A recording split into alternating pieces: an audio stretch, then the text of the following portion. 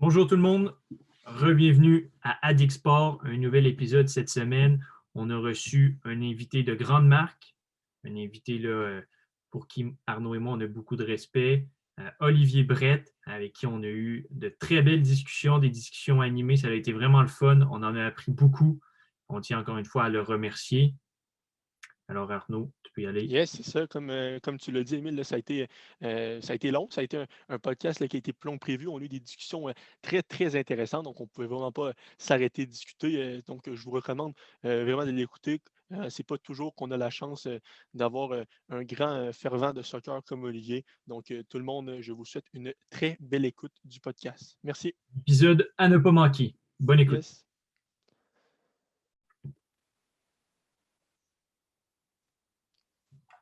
Salut Arnaud, Salut, Émile, ça va bien? ça va bien toi? Yes, super, vraiment content là, encore une fois de te retrouver, d'être là pour un nouvel épisode. Fait que c'est ça le bien hâte. Yes. Toujours content d'être là avec toi. Aujourd'hui, en plus, cette semaine, on reçoit un invité très spécial pour qui on a beaucoup de respect. Un ancien joueur de soccer, maintenant analyste, Olivier Brett. Salut Olivier, comment ça va? Ça va super bien, les gars. Très heureux d'avoir l'occasion de vous parler aujourd'hui. Un gros merci d'être présent. Yes. On va commencer tout de suite. Dans notre auditoire, on sait qu'il y a beaucoup de personnes, la grande majorité connaissent le Olivier Brett, analyste, mais un petit peu moins connaissent le Olivier Brett, joueur. Est-ce que tu pourrais nous parler un petit peu là, de ton parcours, de comment cette passion-là pour le foot s'est emparée de toi? Je te dirais que c'est principalement en raison de mon père, parce que lui, mon père, pour ceux qui ne le savent pas, est irlandais, est arrivé ici au Québec au milieu des années 70, après avoir rencontré ma mère en Espagne. Ma mère étant québécoise, ça fait déjà une belle histoire à raconter. J'ai joué au hockey comme à peu près tout le monde ou comme bien des jeunes des années 80. Je dirais que c'est probablement la même affaire encore maintenant en 2021. Mais quand je suis arrivé au secondaire, c'est là où c'est devenu pas mal plus sérieux. Je suis passé d'un sport-études au primaire où j'étais inscrit en hockey à un sport-études au secondaire où j'étais inscrit en soccer. Et c'est là où vraiment tout s'est précisé. Puis mon chemin est devenu exclusif au soccer. Je suis passé par, je dirais, je ne veux pas dire que c'est un parcours typique parce que j'ai quand même été chanceux de faire partie de sélections régionales, d'équipes du Québec. J'ai fait partie d'équipes qui étaient assez relevées, mais c'est le parcours typique d'un jeune qui a de l'ambition. J'en avais quand même pas mal. Un peu de talent, j'en avais pas à revendre, mais j'en avais quand même un petit peu. Puis ça m'a permis de passer à travers pas mal tous les échelons du soccer amateur au Québec. Excellent. Si on parle un petit peu après ça de la transition qu'il y aura eu par rapport à toi en termes de joueur et en termes de coach, parce qu'on sait qu'après, avant de devenir analyste, il y a eu cette transition-là de joueur à entraîneur. Ouais. Comment un petit peu s'est faite cette transition-là? Est-ce que ça a été quelque chose qui était déjà prédéterminé dans ta tête ou c'est vraiment quelque chose qui t'est arrivé sur le coup et que tu es embarqué dans ce projet-là? Je ne sais pas si c'était prédéterminé intentionnellement comme quelqu'un qui se lève et qui dit moi, je veux absolument devenir plombier ou je veux travailler dans un laboratoire. Ça ne s'est pas fait comme ça. C'était plus la seule chose que je connaissais. Mon père a une académie de soccer, une école de soccer à Québec, l'Académie Pro Foot, qui a depuis 1995. J'ai toujours été très impliqué dans le coaching en parallèle de ma carrière de joueur. J'ai coaché aussi une année, ça c'était avant que je me dirige vers Montréal, une année au sport-études à Québec. Puis c'était une grosse génération de joueurs. Il y avait Anthony Jackson-Hamel qui est devenu pro avec l'Impact, maintenant devenu CF Montréal. On en jasera peut-être un peu tantôt. Ça a fait beaucoup de bruit au début de l'année. Mais il y avait aussi Dominique Morin qui était là. Ouais. Bref, c'était très relevé. Donc, j'ai été chanceux d'avoir oui, la piqûre, deux, le coaching de mon père, Fergus, et d'avoir des bons groupes avec lesquels travailler parce que ça, combiné au fait que j'ai eu des modèles qui ont été quand même assez marquants pour moi, des entraîneurs, surtout, je pense à un gars, Larry, qui a été mon entraîneur en Irlande parce que je vous parlais tantôt de mon parcours de joueur, ce qui est atypique. Je vous disais tantôt que c'était assez typique d'un joueur qui a évolué au Québec, mais il y a une chose qui était vraiment atypique dans mon parcours, c'est qu'à partir de secondaire 4, 5, puis les 2 premières années de cégep, je m'arrangeais pour avoir un paquet de cours de fait à l'avance. Quand j'étais au secondaire, c'était les cours d'anglais parce que j'en étais exempté. Je suis parfaitement bilingue. Et les cours de maths. Ce que je faisais, c'est que je prenais mes maths de secondaire 4, par exemple, entre mon secondaire 3 et mon secondaire 4 avec ceux qui venaient de couler leurs maths de secondaire 4 et qui les reprenaient. Moi, je ne les reprenais pas, je les prenais en condensé en 4 ou 6 semaines, je ne me rappelle pas exactement, et ça me permettait d'être exempté et de l'anglais et des maths pour l'année à suivre. Et ça me permettait de faire quoi? Bien, au sport-études, ça me permettait de dire je m'en vais en Irlande dans ma famille et du mois de décembre au mois de mai, je vais m'entraîner là-bas. Et là, j'ai côtoyé des entraîneurs qui étaient vraiment intéressants, une culture complètement différente de ce que j'ai vécu comme joueur au Québec. Puis je pense que ça a consolidé ma volonté de coacher. Puis j'ai eu l'occasion de le faire à un paquet de niveaux différents jusqu'à un poste d'entraîneur adjoint avec l'équipe réserve de l'Impact, avec l'Académie, qui était un groupe de U21 où, ironiquement, j'ai retrouvé Anthony Jackson-Hamel, Dominique Morin et compagnie. Donc, pour ça, là, j'ai vraiment été privilégié, de par les entraîneurs que j'ai eus, et de deux, ben, les endroits et les joueurs que j'ai été capable de côtoyer quand moi-même j'étais rendu coach. OK, je veux juste faire un petit retour là, par rapport à toi. Tu parlais là, que tu as passé par sélection régionale, etc., Mhm. avant de te rendre tu sais, au niveau où tu t'es rendu. C'est à quel moment véritablement que tu as réalisé, tu disais que tu n'avais pas énormément de talent, c'est à quel moment que tu as réalisé que peut-être c'était tangible de pouvoir toucher à aspirer à jouer professionnel pour l'Impact à l'époque? Euh, Ça s'est fait par étapes parce que, tu sais, je dis que je n'avais pas du talent à revendre. J'étais toujours conscient que, j'avais peut-être un avantage de par la culture de soccer qu'il y avait à la maison chez Ouais. nous. Ça, je pense que ça me donnait, surtout dans les années 90, une grosse longueur d'avance. Je vais vous faire un parallèle qui est un peu bizarre, mais sur le terrain, je pense que c'est un parallèle qui est pertinent.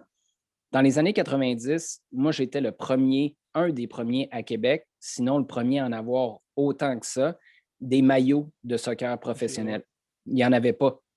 Mais moi, de par mon expérience en Irlande, je faisais des voyages, ma grand-mère s'en venait. Tu sais, j'étais empreint d'une expérience, puis je dirais même d'un privilège d'avoir accès à cette culture-là, un 3, 4, peut-être même 5 ans avant tout le monde. Puis ça m'a avantagé. Je travaillais très fort, ça, j'ai toujours été conscient, surtout jeune, quand j'ai eu une poussée de croissance qui est venue 2 ans après tout le monde, j'ai jamais pu me reposer sur mon talent parce que quand j'arrivais aux équipes du Québec, par exemple, Ouais. tout le monde était plus gros que moi. Donc, il fallait que je travaille 2, 3 fois plus fort. Euh, j'ai toujours entretenu ce rêve-là, donc je n'ai jamais douté, mais je te dirais que je n'ai jamais été convaincu non plus que j'avais ce qu'il fallait. Mais quand j'ai réussi à avoir un contrat, c'était en 2007, si je ne me trompe pas, un contrat avec l'Attaque de Trois-Rivières. Ben oui, là, ça a été une réussite parce que pour la première fois, ce n'était pas des milliers et des milliers et des milliers. C'était certainement pas des salaires de Premier League ou de Bundesliga, mais j'étais payé pour jouer au ballon. Puis ça a été une des belles réussites sportives de ma vie. C'est ça, parce que tu sais, j'ai eu la chance là, de passer par les sélections générales, dans des espoirs, tout ça, dans la Mhm. RSQ. Puis, tu sais, on a vraiment, je pense que ton nom, il ressort là, tu sais, dans ceux qui ont réussi à percer puis se rendre jusque-là. Fait que je trouve ça génial là, de pouvoir voir que, tu sais, vraiment, tu as suivi comme le parcours qu'un jeune d'aujourd'hui pourrait suivre pour se Mais, rendre au. mais je veux Ouais, juste ajouter, excuse-moi, je te coupe, mais pas de c'est peut-être stress. pertinent pour les gens qui nous écoutent. Il y a une chose que j'ai faite, puis que beaucoup de gens dans mon entourage n'ont pas, puis je ne prends pas le crédit, je pense que c'est mon père qui doit l'avoir parce qu'il m'a ouvert l'esprit sur la possibilité de faire les choses différemment.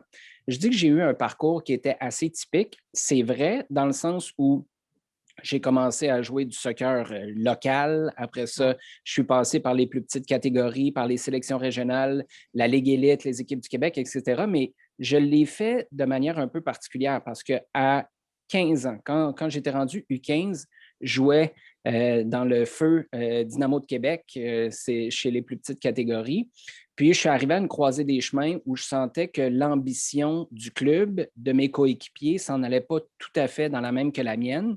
Et pour les catégories U15 et U16, j'ai décidé de partir jouer avec Bourassa à Montréal. Pour ceux qui ne savent pas, là, c'est ouais, Saint-Léonard, Anjou, etc. Et ça, c'était des gros sacrifices. Donc, il n'y a rien d'atypique à jouer pour une équipe de Ligue élite à 15 ans. Mais jouer dans une équipe qui est à 250 ouais, km de chez vous et d'avoir et c'est là que je parle du privilège, un père qui t'embarque dans la voiture et qui te fait faire l'aller-retour 3 fois par semaine pour que tu ne manques pas un entraînement, que tu ne manques pas un match, c'est là où c'est des sacrifices importants qui ont été faits. Puis je suis conscient que c'est ce qui a fait que j'ai été capable de continuer ma progression parce que sinon, très franchement, ça se serait arrêté ou au moins ralenti pas mal plus tôt. Et donc, dans le fond, si je comprends bien, c'est que quand tu as pris cette décision-là de partir jouer pour Bourassa, Fergus, qui est ton père, ouais. Il t'amenait là-bas. Donc, tu restais encore à Québec. Tu restais.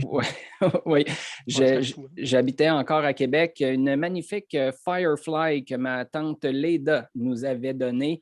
Firefly gris métallique avec l'intérieur turquoise. C'était de toute beauté.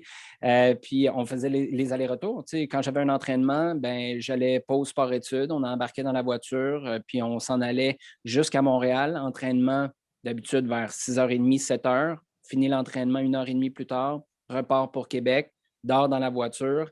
Il y a une couple de fois où il a fallu s'arrêter parce que mon père, lui aussi, était sur le bord de dormir dans la voiture. Fait qu'on avait besoin d'un petit café ou de prendre l'air un peu. Puis le lendemain matin, c'était de retour à l'école. Donc oui, j'habitais toujours à Québec à ce moment-là, puis je faisais les allers-retours, comme ça a été le cas aussi quand j'ai joué avec l'Attaque de Trois-Rivières, parce qu'on s'entraînait à Montréal et on jouait nos matchs soit à Trois-Rivières à la maison ou en Ontario. Donc, moi, j'habitais à Québec, puis je faisais toujours la navette entre Québec, Montréal ou Trois-Rivières, puis après, ben là, je faisais le reste avec l'équipe quand on s'en allait du côté de, je ne sais pas, London ou St. Catharines en Ontario.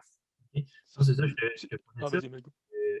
Ben, c'est intéressant, dans le fond, parce qu'on a eu là, d'autres discussions là, avec des athlètes de soccer aussi qui, eux, ont eu un parcours, je ne dirais pas semblable, parce que tous les parcours sont différents, dans lequel ils ont eu ce sacrifice-là à faire, de savoir s'ils voulaient partir, par exemple, à Montréal ou rester à Québec.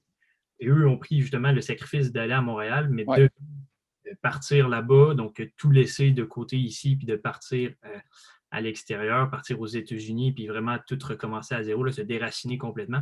Donc, je trouve ça quand même intéressant, là, ton parcours là, qui est un petit peu différent des autres. Là, Mais c'est circonstanciel, par contre, parce que je pense, tu sais, le Centre national de haute performance ou l'Académie du maintenant CF Montréal, ça n'existait pas quand moi j'étais jeune. Donc, il n'y avait même pas cette possibilité-là. Oui, pour aller jouer avec une équipe, mais pas pour un programme qui allait te prendre en charge à l'année longue. Donc, ça, c'est venu quelques années après moi.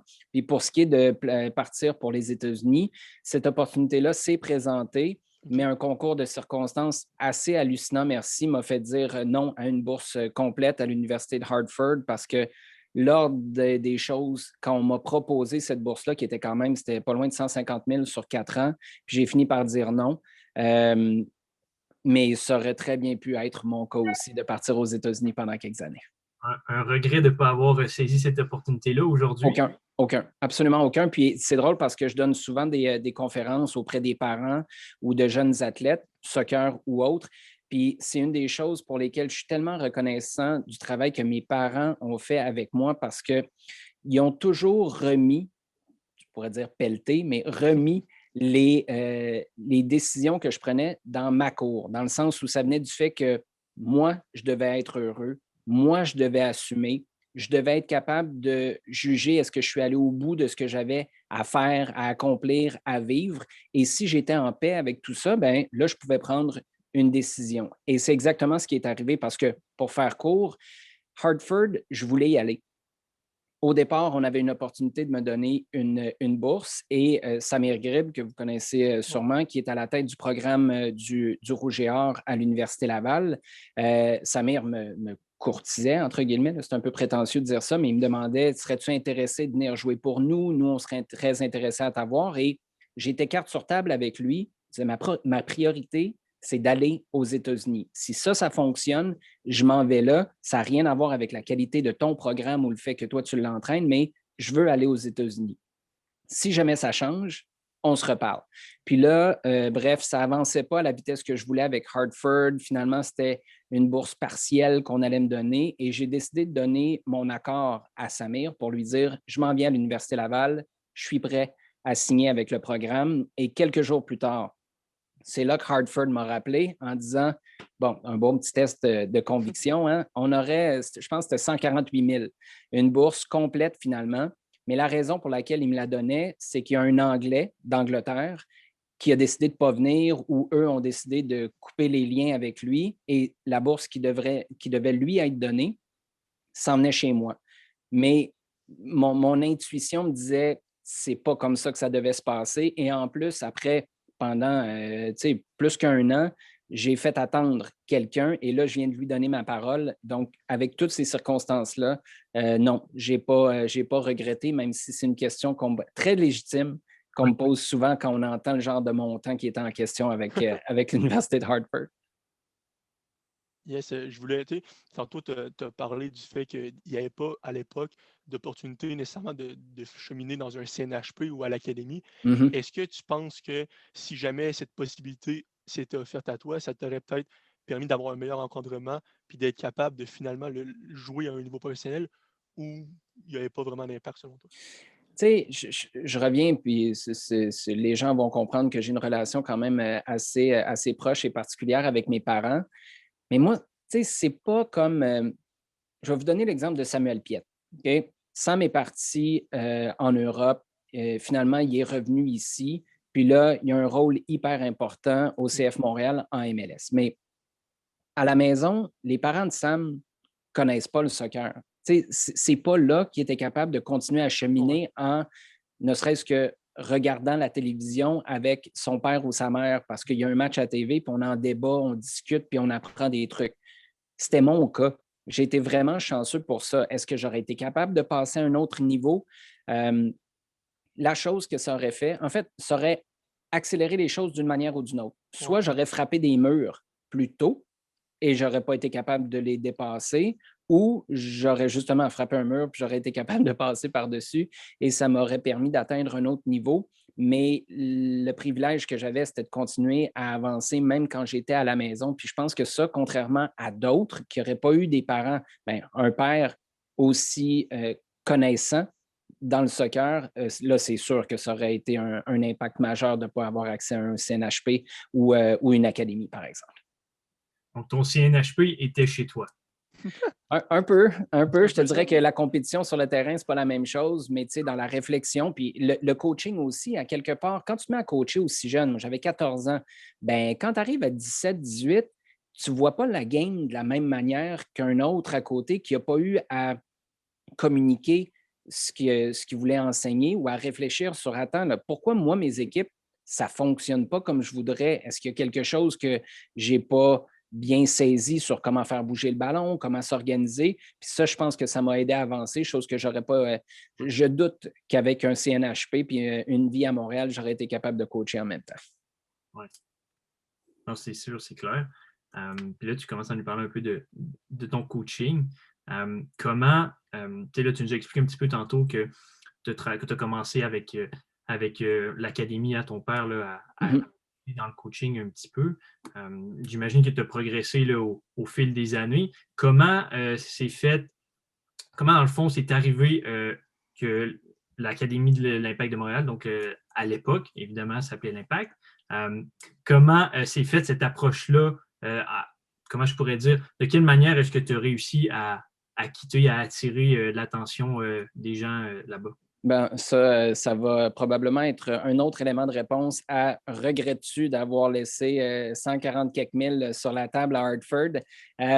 J'ai joué à l'Université Laval un peu, comme je vous le disais. Après, j'ai décidé d'aller jouer un an à l'Université McGill, où mon ancien coach des équipes du Québec entraînait, puis c'est Philippe Lafroy qui était là, qui est devenu directeur de l'Académie à l'Impact par la suite. Moi, j'ai eu un super contact avec lui, belle relation que j'ai développée. J'ai juste joué une saison sous ses ordres à l'Université McGill, mais on est resté en contact. Puis, quelques années plus tard, moi, j'avais une copine à Québec à l'époque, c'est une ex-copine maintenant, qui s'en venait à Montréal. Puis moi, j'avais une décision à prendre. Est-ce que je vivais à Montréal aussi? Est-ce que je reste à Québec? Puis finalement, j'ai pris le téléphone, puis j'ai appelé Philippe, qui était rendu directeur de l'Académie depuis un an. Puis Philippe, pour faire une parenthèse d'ailleurs, c'est lui qui a mis fin un peu à mon parcours chez chez les semi-professionnels parce qu'après 2 ans où j'ai joué à l'Attaque de Trois-Rivières sous Marc Dos Santos, qui est maintenant l'entraîneur des Whitecaps de Vancouver en MLS, c'est Philippe, que j'avais beaucoup apprécié comme coach à l'Université McGill, qui prend l'équipe. Donc, moi, je me dis, hey, c'est extraordinaire, ça pourrait être super d'avoir un coach, continuer d'apprendre sous lui. Puis, c'était en 2009.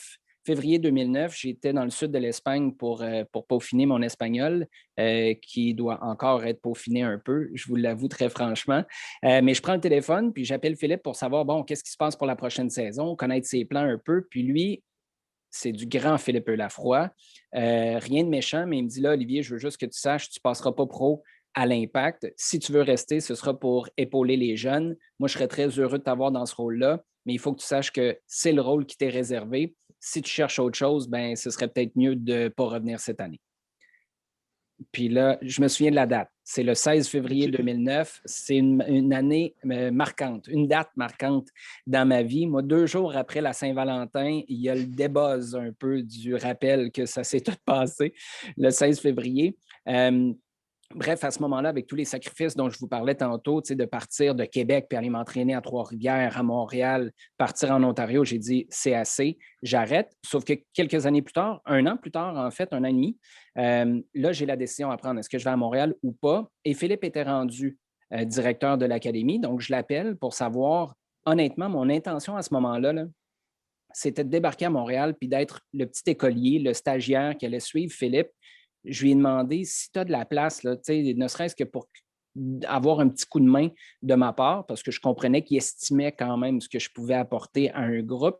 Il m'avait donné un rôle de leader très rapidement quand j'étais sous ses ordres à McGill. J'ai dit, ben moi, je prendrais ça. Puis il me dit, c'est pas mal un truc récurrent dans les opportunités qui se sont pointées dans ma vie. Il me dit, Olivier, le gars qui était mon adjoint, Christophe Dutarte, qui est entraîneur universitaire dans la région de Montréal, il me dit, Christophe a décidé d'arrêter. C'était mon adjoint l'année passée. J'ai quelqu'un à qui j'ai proposé le poste, mais il semble chambranlant. De la minute que j'ai sa réponse, si c'est non, tu as la job. Là, moi, j'étais là, la job comme dans une vraie job. C'était pas payé grand-chose, mais moi, j'appelais juste pour être capable de faire du shadow coaching puis apprendre un peu.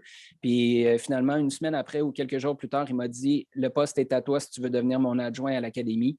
Je dis, go, je m'en viens dans quelques semaines. J'avais un petit voyage à faire en Europe à ce moment-là avec ProFoot qui s'en allait faire un voyage en Europe. Puis à mon retour, je pense que c'était au mois d'avril 2010, ben, je commençais comme entraîneur adjoint avec Philippe, qui avait mis fin à un parcours, mais qui donnait naissance à une autre vie.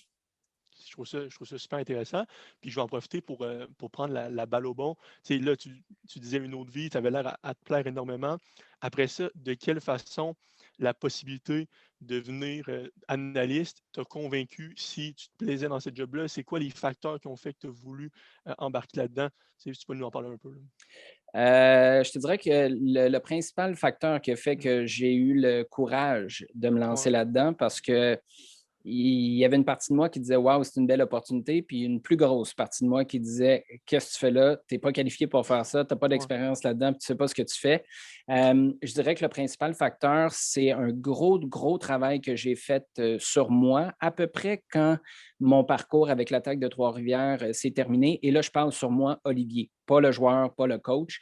Puis je me suis rendu compte que ce que les autres pensaient de moi, ben, j'y donnais beaucoup d'importance et ça m'empêchait d'essayer des trucs de peur de ne pas être capable de le faire, de peur d'échouer, puis bref, d'avoir l'air fou.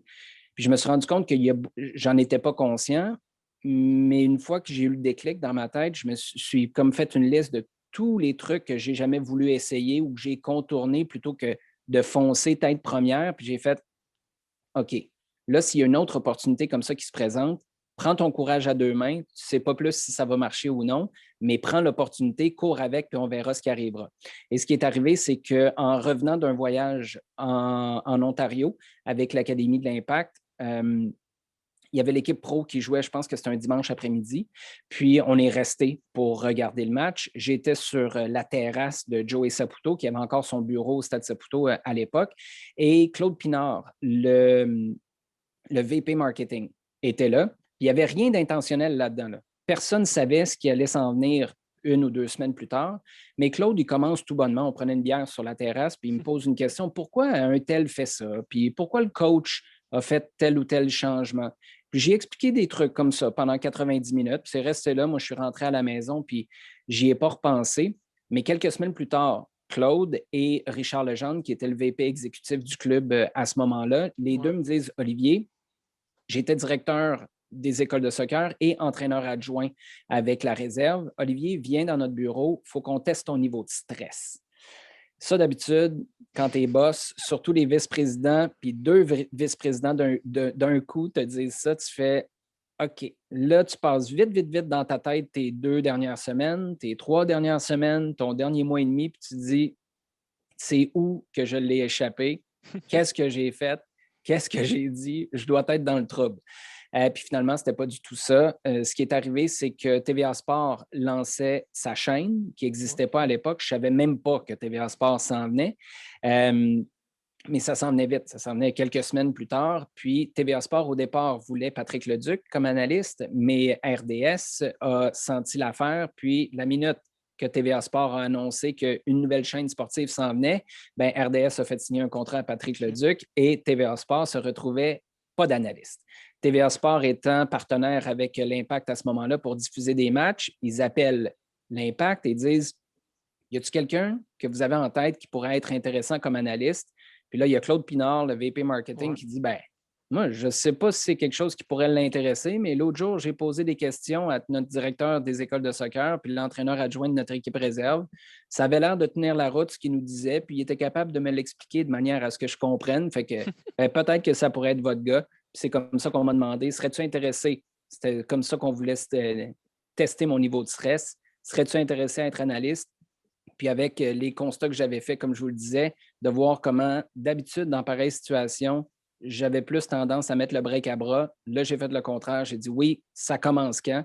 Puis ça commençait vite. 1 mois plus tard, j'étais à la TV.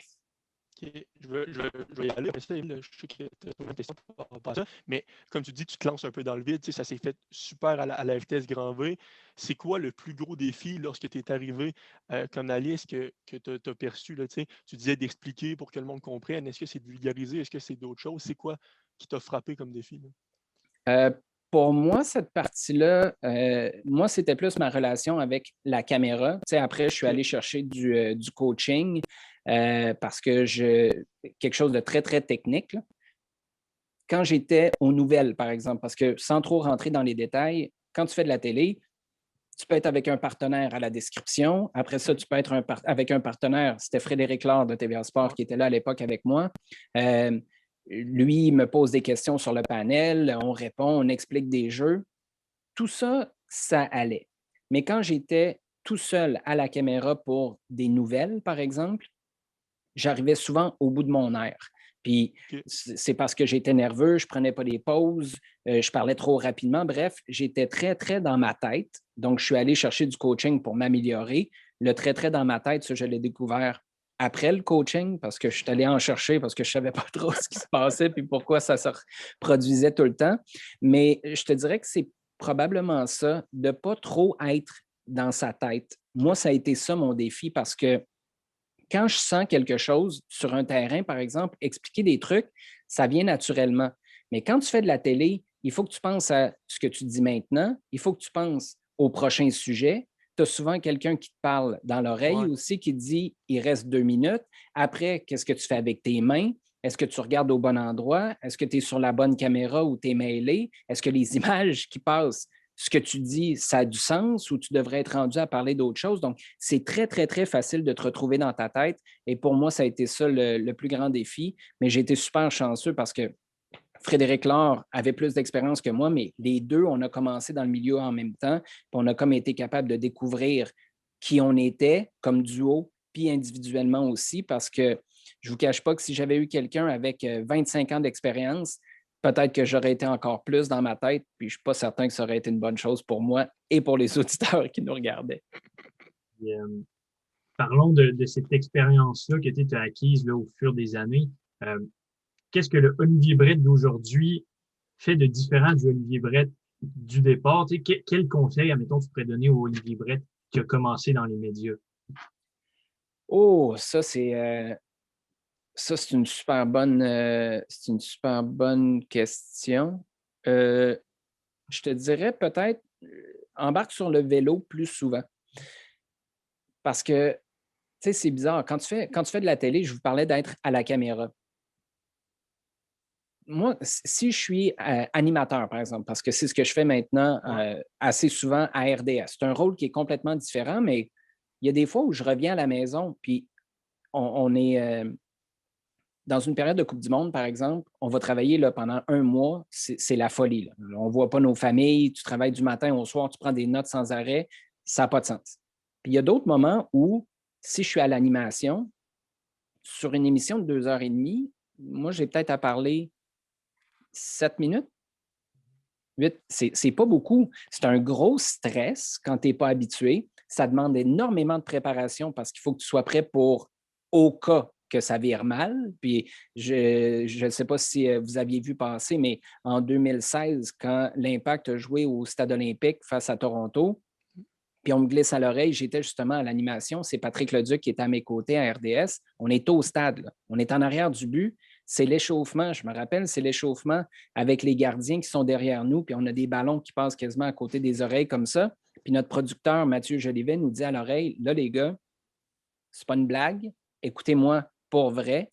Les lignes, hein, c'est l'histoire des lignes. Exactement. Ouais. Les lignes sont mal tracées, la surface de réparation n'est pas de la bonne grandeur, on va avoir à faire du temps. Mais là, faire du temps pendant 1 minute et demie, c'est correct. Faire du temps pendant 20 ou 25 minutes, là, tu es mieux d'être prêt. Et donc, tu as des situations très exceptionnelles comme ça, mais souvent, tu n'as pas beaucoup de temps en ondes. Donc, moi, ce que je dirais, peut-être, ce que je me dirais à moi-même, c'est embarque peut-être sur Instagram ou fais-toi une chaîne YouTube ou pratique-toi peut-être plus à la maison pour que ça devienne naturel. Parce qu'au début, là, j'apprenais, je vais toujours me rappeler, au 3e sous-sol de la bâtisse à TVA, j'étais là à la porte du studio un 20-25 minutes avant qu'on entre en onde pour des matchs de Ligue des champions de l'UEFA. Je répétais par cœur ce que je voulais dire sur Wayne Rooney.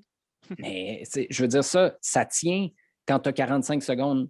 Mais le jour où on dit, ouais, mais qu'est-ce que tu penses de ça de bord, puis tu ne l'avais pas appris par cœur, bien, tu figes. Donc, c'est ça, je pense que ce serait plus de répétition plus tôt pour en venir à être à l'aise dans des contextes où tu n'es pas obligé de te baser sur ton par cœur. Mais ça, je vous dirais, les gars, que c'est très facile à dire et pas mal plus difficile à faire. Sois toi-même, c'est le meilleur conseil, mais hey boy, même après 10 ans dans les médias, c'est pas toujours évident dans toutes les circonstances. OK, good. Super, je trouve ça super intéressant.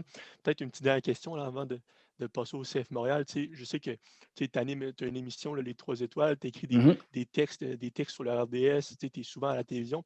À quel point en 2021, tu sais, les médias sociaux, ça polarise énormément. À quel point pour toi, c'est difficile de gérer là, cette polarisation-là? Si tu donnes, mettons, un 8 sur 10 à Maxime Ruti dans tes notes de match, puis il y en a 5-6 qui pensent qu'il mérite un 2, tu sais, comment tu gères ça, Olivier Brett, en 2021? Bien, d'abord, je n'accepte pas qu'on me demande de donner des notes à quelqu'un. Si vous avez remarqué, mon ancien collègue à RDS, qui est rendu directeur de l'académie, Pat Leduc, il le faisait. Pat Leduc, exactement, lui donnait des notes. Moi, si vous avez remarqué, moi, c'est mon rapport de match, mais j'offre ma perception de ce qui était sur la coche, ce qui m'a laissé sur ma faim, ce qui s'est passé sur la touche, en l'occurrence le coach, et ce qui est sur la bonne voie. Je ne voulais pas me lancer dans des notes comme ça parce que ça manque de contexte. Et moi, c'est la chose qui est une des choses les plus importantes pour moi quand je parle de quelque chose, c'est le contexte qui vient avec. Je ne suis pas le meilleur au monde, loin de là, pour avoir une petite phrase choc ou une phrase qui va vraiment faire détonner. Il y a des gens qui ont cette qualité-là, puis je l'admire beaucoup. Moi, je suis un gars, vous le voyez depuis tantôt, qui a besoin de parler plus, qui a besoin de donner du contexte, puis qui a besoin que vous compreniez toute la réflexion qui vient derrière. Donc, je te dirais que ça me fait peut-être moins me mettre les pieds dans les plats sur les réseaux sociaux parce que si je ne suis pas capable de donner le contexte complet, je ne dirai pas ce que j'en pense. Et c'est là où ça dérape, particulièrement sur Twitter. Tu sais, je ne suis pas fou, là. Je le vois, puis j'ai vu avec le rebrand du CF Montréal, ça peut partir en vrille. Donc, souvent, quand c'est le cas, moi, je me tiens loin. quand il y a bien du bruit, d'habitude, moi, je suis bien tranquille. Puis quand c'est bien tranquille, c'est là où j'en profite pour dire ce que je pense parce que les gens sont disposés à écouter. Puis quand tout le monde parle puis personne n'écoute, ben moi, je trouve qu'on est tous en train de perdre notre temps. Puis c'est là, d'habitude, que je ferme Twitter puis j'allume quelque chose sur Netflix. OK, super. Là, on va passer, là, je pense qu'il y a beaucoup de nos auditeurs là, qui voudraient avoir peut-être ton avis sur le CF Montréal, la saison qui s'en vient. Mhm. Ce serait quoi, avec de nombreux changements, changements de brand, changements de coach, changements de joueurs, ce serait quoi les attentes qu'on devrait avoir en tant que fan envers le CF Montréal cette saison? Est-ce que c'est une saison qui ressemble à celle de l'année passée, où on va se qualifier un peu pour les séries? Est-ce qu'on doit viser le haut du tableau? À quoi on doit s'attendre cette saison? C'est un peu plate comme première réponse, mais non, pas viser le haut du tableau parce que Non, tu n'es pas là en ce moment. Je veux dire, puis c'est correct. C'est pas une déception. Moi, je ne suis pas amer en disant ça. Faire les séries, je pense que c'est une attente que les supporters doivent avoir parce que si tu n'as pas l'espoir d'être derrière une équipe qui peut aspirer aux séries, ben, à un moment donné, ouais. ça devient plate de chez plate. Là. Tu sens que tu n'es vraiment pas dans le coup. Je ne pense pas que c'est le cas cette année. Ceci dit, quand le nouvel entraîneur, Wilfried Nancy, j'étais j'étais à un entraînement là, ce matin. C'était la première fois en 2021 qu'on ouvrait le complexe d'entraînement. En fait, c'était au complexe Marie-Victorin à Montréal-Nord. C'est la première fois qu'on ouvrait un entraînement aux médias depuis plus d'1 an. C'était super intéressant d'ailleurs. C'était assez weird, merci, de revoir des collègues puis de voir juste voir du ballon sans que ce soit un match qui est présenté à la télé. Mais quand Wilfried Nancy a été confirmé comme remplaçant permanent de Thierry Henry et que c'était pour cette année seulement, si il fait les séries, ben là, il y aura un contrat pour l'an prochain aussi. Je me suis dit, c'est un défi. Tu es capable de le faire, mais tu as une équipe qui est jeune. Je pense que la moyenne d'âge, c'est moins de 23 ans en ce moment. Tu vas être délocalisé en Floride. C'est mieux que le New Jersey comme l'année passée. Et tu vas probablement être capable d'avoir des membres de la famille pour ceux qui veulent là-bas aussi avec toi. Donc, je pense que pour l'environnement, ça va être beaucoup mieux, surtout entre les deux oreilles, parce que c'est ça qui a été très dur pour cette équipe-là en 2020. Mais faire les séries, je pense que c'est une chose à laquelle tu dois t'attendre ou tu dois espérer.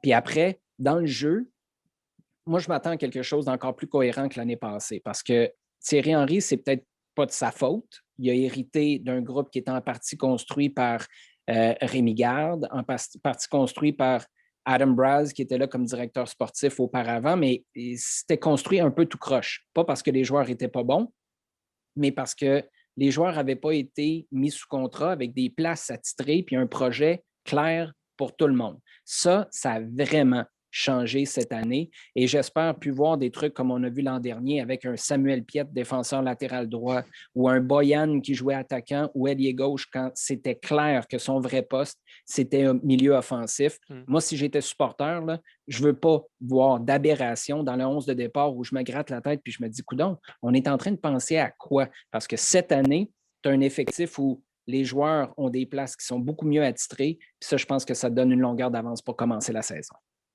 OK, super. Peut-être vite fait, tu parlais de Wilfried Nancy par rapport. On entend beaucoup dire que c'est dans la continuité du projet d'Olivier Renard.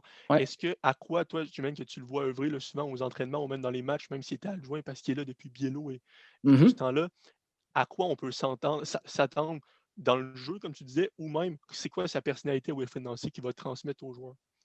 Ah, ben ça, j'ai hâte de voir c'est quoi parce qu'il y a deux choses. C'est quoi sa personnalité, puis qui va transmettre aux joueurs. Parce que Thierry Henry, il a une personnalité, mais il y en a deux, trois, en fait, des personnalités. Puis laquelle il offrait aux joueurs, laquelle il offrait aux médias, puis laquelle il offre à sa famille à la maison. Des fois, ça peut être très différent d'une journée à l'autre ou d'un contexte à l'autre. Wilfried Nancy, c'est un gars qui est très, très pédagogue. Je le voyais à l'entraînement aujourd'hui. Il y a une chose qui m'a frappé parce que je ne sais pas combien de fois pendant la séance, il a regardé des gars et il a dit, tu es supposé te déplacer où? Puis le gars disait, mettons, ici à gauche. OK. Puis ça, c'est le bout qui résume la manière de communiquer de Wilfried Nancy. Il disait, OK, pourquoi? Puis il s'attend à ce que, pas que tu aies la bonne réponse, mais que tu sois capable de l'expliquer et que quand il a fini de t'expliquer quelque chose, tu n'as plus besoin de lui. Là, c'est ta responsabilité parce que tu m'as montré que tu as compris. Bien là, tu es imputable. C'est ta responsabilité de l'appliquer la prochaine fois, puis de réussir là où tu n'as pas compris aujourd'hui, il n'y a pas de problème. Mais après, on ne va pas refaire ça, puis tourner en rond à toutes les semaines à répéter les mêmes choses. Et ce n'est pas le genre de gars qui va dire « tu es supposé de faire ça pour telle raison ». Parce que ça lui donne le fardeau à chaque fois d'être celui qui doit donner la bonne réponse. Donc ça, je pense que... Exactement. Puis j'ai hâte de voir comment ça va se répercuter dans sa relation avec les médias. Parce qu'en ce sens-là, l'année passée, moi, ça a été de loin la saison la plus désagréable que j'ai connue. Ça va faire 10 ans là, cette année que je suis dans le milieu des médias. C'était de loin la saison la plus lourde. Je comprends qu'il y avait la COVID. Je comprends que l'équipe était délocalisée. Tout se faisait par Zoom. Puis on perd à quelque part un relationnel, même si en ce moment, jaser avec vous, c'est super le fun. Mais si on avait l'occasion d'être dans la même pièce, tu as des petits trucs que tu vas chercher qui sont supplémentaires. Tu comprends le langage corporel, puis tu vois l'intention de la personne souvent. Mais l'an passé, ça a été très lourd. Et ça, si Wilfried Nancy, je pense qu'il va être obligé de le faire parce qu'il n'y a pas le nom d'un Thierry Henry, s'il est capable d'offrir ça en plus, là, les supporters à la maison vont mieux comprendre où l'équipe s'en va. Puis j'espère que ça va être rassurant, surtout si tu as des bons résultats sur le terrain. Petit dernier truc, Émile, avant de. Tu dis qu'il n'y a pas de. Là, il n'y a pas le nom, mais c'est ça, peut-être, par le passé, on a eu des Dibayo, on a eu des Drogba, on a eu, etc. Puis là, sinon, on a eu Thierry Henry qui avait un nom comme entraîneur. Là, cette année, c'est peut-être ça qui manque à l'effectif. Rapidement, là, à quoi un partisan doit se rattacher cette saison pour se convaincre de regarder les matchs, de suivre les activités, s'il n'y a pas de vedette, là, en guillemets? Le produit, puis c'est ça le problème, parce que Nacho Piatti, il réglait tes problèmes, mais tu en avais des problèmes. C'est que l'équipe était complètement déséquilibrée. C'était peu importe où tu ramasses le ballon sur le terrain, envoie ça en haut à gauche, Nacho va s'en occuper. Mais si c'est ça ton plan de match, c'est parce qu'à droite, tu n'as pas ce qu'il faut. C'est parce qu'en défense, tu n'as peut-être pas des gars qui sont capables d'appuyer l'attaque non plus. Et c'est là, moi, où ça me rassure. Puis je le sais que c'est moins sexy, c'est moins vendeur que d'avoir un Nacho Piatti qui remplit les buts puis qui fait le match des étoiles, un Marco Di Vaio qui brûle la ligue parce qu'en attaque, il est vraiment une coche au-dessus des autres, ou un Didier Drogba, même pas obligé de parler de lui, là. Tu dis, tu as Didier Drogba, on s'entend, c'est vendeur tout seul, mais à quelque part, ces gars-là, c'est comme si tu avais toujours la cerise, mais tu n'avais pas le Sunday qui est supposé venir en dessous. Là, c'est ça que tu es en train de mettre en place, et si, surtout avec une équipe jeune, tu es capable d'attaquer à tous les matchs, de mettre de la pression sur l'adversaire, je pense que tu vas offrir des rencontres à la télé, puis je l'espère à un moment donné au Stade Saputo aussi, où les gens sont au bout de leur sofa ou sont au bout de leur siège au stade. Si ça, tu réussis à le créer, ça devient pas mal plus excitant et tu n'es pas obligé d'avoir une grosse vedette. Sauf que si en plus, cette année ou l'année prochaine, tu vas chercher une grosse vedette, bien là, c'est le combo parfait parce que tu as une équipe excitante avec en plus des joueurs de haut niveau, des gros profils qui sont percutants. Bien ça, c'est la recette parfaite pour remplir le stade quand on aura l'occasion d'y retourner. Super, Émile, je te laisse avec le segment final et tout ça. Mais juste avant, je reviens à Wilfried Nancy un petit peu. La décision a été rendue publique de Thierry Henry qui quittait pour des raisons familiales. Et après l'arrivée de Wilfried Nancy, on sait que sur les réseaux sociaux, là, ça a pas mal fait réagir là, les partisans de l'Impact. Certains étaient vraiment pour ce changement-là avec Wilfried Nancy qui arrivait. Et d'autres encore aujourd'hui, pourquoi Wilfried Nancy, qu'est-ce qu'il a fait pour mériter ça? Toi, vers quoi tu te diriges vers ça? Quelle est ta réflexion derrière ça? Est-ce que l'arrivée de Wilfried Nancy est quelque chose de bien ou est-ce que tu étais surpris que ce soit lui qui, au final, ait le poste? Bon, c'est tourner en rond un peu, mais répondre à une question par une question, ça mène généralement nulle part, mais c'est quand même ce que je vais faire avec toi. À ceux qui se demandent, ben, qu'est-ce que Wilfried Nancy a fait pour mériter ça? Qu'est-ce que Thierry Henry avait fait pour mériter ça? Oui, 100%. Il y avait 3 mois d'expérience derrière la cravate comme entraîneur en club, 3 mois où ça s'est mal terminé et je ne suis absolument pas en train de dire que c'était de sa faute, mais ça s'est quand même mal terminé à Monaco. Il a coaché des jeunes un peu à Arsenal. Il a été entraîneur adjoint en sélection avec la Belgique, une grosse génération de joueurs où il y a du talent. Écoute, ça déborde de tous bords, tous côtés, mais il était quand même adjoint. Puis c'est un contexte en équipe nationale qui est complètement différent de ce que tu vis au quotidien en club, surtout si tu es entraîneur-chef. Donc, moi, Wilfrid Nancy, là, il connaît le club. C'est un club, le CF Montréal, là, c'est un club particulier à naviguer. Il y a un écosystème qui est spécial et de connaître la maison, c'est un gros avantage. Il y en a un paquet qui sont venus. Ils sont pas mal tous repartis aussi. Puis ils ont découvert une maison qui était particulière, surtout quand c'était des gars, à part Mauro Biello, qui venaient de l'extérieur et qui arrivaient ici. Donc, pour ça, sachant que aller chercher quelqu'un de l'extérieur, non seulement c'est quelqu'un qui ne connaîtrait pas la maison, mais probablement quelqu'un qui ne connaît pas la réalité COVID, peut-être qui ne connaît pas la MLS non plus. Moi, Wilfrid Nancy, sachant que, puis je n'y ai pas parlé, je l'ai croisé aujourd'hui, on s'est dit bonjour, là, mais je n'y ai pas parlé comme ça à bâton rompu depuis des années. Mais je sais qu'il y a des valeurs qui vont dans le même sens qu'Olivier Renard et de ce que Thierry Henry faisait l'an passé. Donc, pour 2021, et c'est ça qu'on a fait, là. On lui a donné 1 an de contrat, mais si ça se passe bien, tu es en série, là, tu es prolongé pour l'année prochaine. Si ça se passe moins bien, on va quand même prendre une décision puis évaluer si la progression est suffisante pour te donner ce contrat-là pour les prochaines années. Pour moi, c'est de loin la meilleure décision parce que c'est pas quelqu'un qui va arriver de l'extérieur puis dire hey, ce joueur-là, finalement, il n'est pas si bon que ça. Il me semble que j'en aurais un en Argentine ou j'en aurais un en Belgique qui pourrait être plus intéressant. Puis là, tu recommences un travail que tu as fait au cours des 6 derniers mois. Tout ça, sans compter l'aspect financier. Parce que là, tu économises un gros salaire. Je ne sais pas combien il faisait Thierry Henry, mais tu économises un gros salaire avec son départ. Tu en redonnes un peu à Wilfrid Nancy, mais c'est même pas proche. Écoute, ça doit être 2 univers complètement différents d'un point de vue financier. Si tu étais allé chercher à quelqu'un à l'extérieur, il aurait probablement fallu que tu débourses. Peut-être que cette personne-là t'aurait dit « Je veux venir avec mes adjoints, donc il faut que tu payes les adjoints et que tu congédies ceux qui sont déjà là. » Pour toutes ces raisons-là, moi, il n'y avait aucun doute dans ma tête. En 2021, dans le contexte actuel, la meilleure décision, c'était d'y aller avec Wilfrid Nancy. Puis, de toute évidence, Olivier Renard pensait la même chose. Non, c'est une excellente réponse. Puis moi et Arnaud, là, justement, juste avant que tu arrives, on en discutait, puis on est venu un petit peu aussi à la même réponse finale, mais on croit aussi que le mécontentement des fans revient un petit peu à ce que Arnaud discutait tantôt par rapport au nom Thierry Henry versus le nom Wilfrid Nancy, qui n'est vraiment pas dans le même univers, un peu là, comme tu discutais tantôt. Mais tu vas chercher un nom, pourquoi? Pour son rayonnement, pour son expérience. Tu sais, là, il faut voir aussi que Rémi Garde est arrivé, Rémi Garde est reparti, il n'en reste pas grand-chose. Je pense que ça, c'est principalement dû au fait qu'il n'y avait pas de directeur sportif digne de ce nom-là ou de ce pouvoir-là au club à l'époque. Là, c'est différent avec Olivier Renard.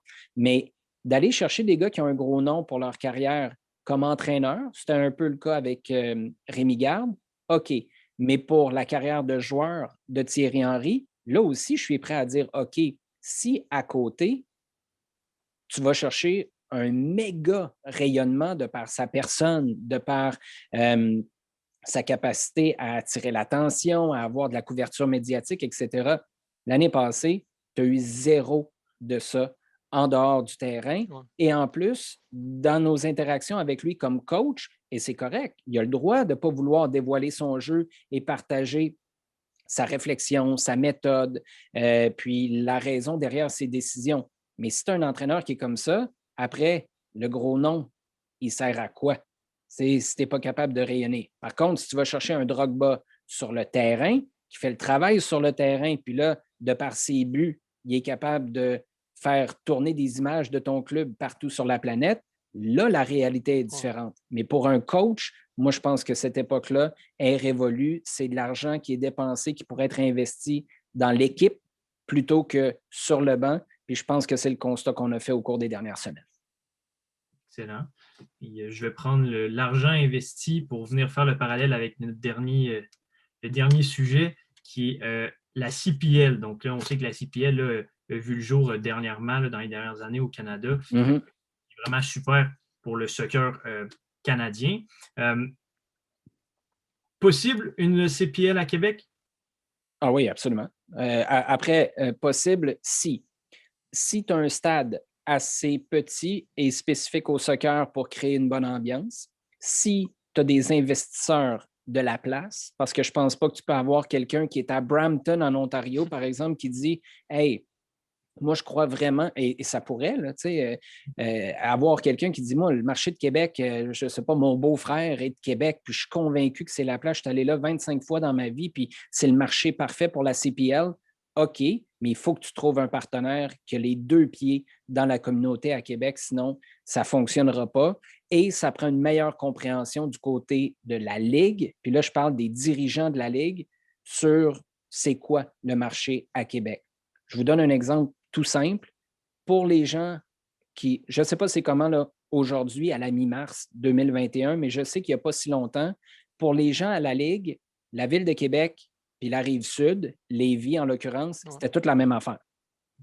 Je suis désolé, là, tu ne connais pas la région, et ce n'est pas un jugement de valeur entre Lévis et Québec, mais tu ne connais pas la mentalité des gens à Québec. Si tu te dis, ben le stade, il pourrait être sa Rive-Sud, puis ça pourrait être correct. Moi, surtout pas quand tu veux créer une proximité avec ton marché, une proximité peut-être physique aussi pour être capable de prendre l'autobus ou marcher pour aller au stade, puis créer une ambiance autour de ce stade-là où tu pourrais avoir peut-être quelques restos, quelques bars, puis là, vraiment, tu crées un buzz autour. Donc, sans une meilleure connaissance de ce marché-là du côté de la Ligue, je pense que tu pourrais vite frapper un mur, mais sinon, moi, du pays au grand complet, il n'y a pas un meilleur marché que la Ville de Québec pour la CPL.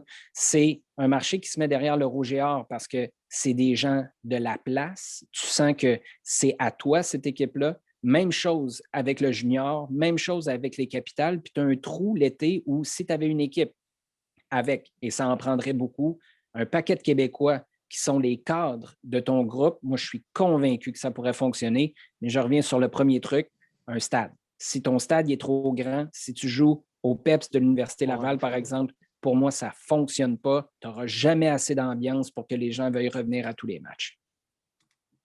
Oui, j'aime vraiment ça. J'adore la réponse. Je pense que je veux en revenir au point là, que tu as dit aussi par rapport aux joueurs québécois. Moi, je crois aussi que ce serait vraiment important que si on réussit à avoir une CPL à Québec, qu'on n'aille pas chercher Oui, aller en chercher quelques-uns, je veux pas, je crois que c'est aller chercher des joueurs un petit peu extérieurs, mais ce serait vraiment important que le noyau, le cœur de l'équipe soit québécois. Je pense que c'est ça qui permettra encore plus aux amateurs de la région d'être derrière le club. Je pense que ça pourrait vraiment être quelque chose de bien. Puis surtout pour les jeunes qui peuvent pousser, ben, pour eux, pourrait être un objectif vraiment réalisable. Un petit peu plus réalisable que l'impact présentement qui ne semble pas inaccessible, mais semble difficile à atteindre. Bien, difficile à atteindre, mais il y a quand même, regardez Halifax, l'année passée, je pense que le tiers de l'équipe, c'était des anciens de l'Académie à Montréal. Bien, ces gars-là, s'ils sont prêts à aller à Halifax, pas mal certains qui seraient prêts à faire 2h30 de voiture pour prendre la 20 ou la 40 puis se ramasser à Québec plutôt qu'à Halifax, à Hamilton, etc. Donc, oui, moi, je pense qu'il y a vraiment quelque chose d'intéressant à faire là, mais il faut que tu t'assures que tu as les bons partenaires d'affaires parce que si tu essaies de venir t'implanter comme businessman, comme entrepreneur dans un marché qui n'est pas le tien, puis que tu n'as pas des alliés financiers, des partenaires solides, moi, je pense que c'est pas long que la communauté pourrait décider que ben, tu n'es peut-être pas le bienvenu. Bien d'accord. Je suis 100% d'accord. Pardon? Non, moi ça va. Tu peux aller avec le segment final, Émile, je te laisse. Parfait. Donc, le segment final, c'est un segment qu'on fait un petit peu là, avec tous les invités qu'on reçoit. Un ça ou ça, this or that en anglais. Parfait. On t'offre deux possibilités. Et pas besoin d'y aller d'une grande explication, mais tu y vas avec ton choix final. Ton feeling exact, ton feeling. Numéro 1, Impact de Montréal ou CF Montréal? CF Montréal, parce que ce club-là avait besoin d'un rebrand, même si CF Montréal, ce n'est pas le nom qui me fait le plus triper. Il y a Montréal dedans, puis je pense que c'est mieux qu'Impact. Excellent. Commenter une finale de la Ligue des Champions versus commenter une finale de la Coupe du Monde. Qu'est-ce qui est le mieux pour Olivier Brett?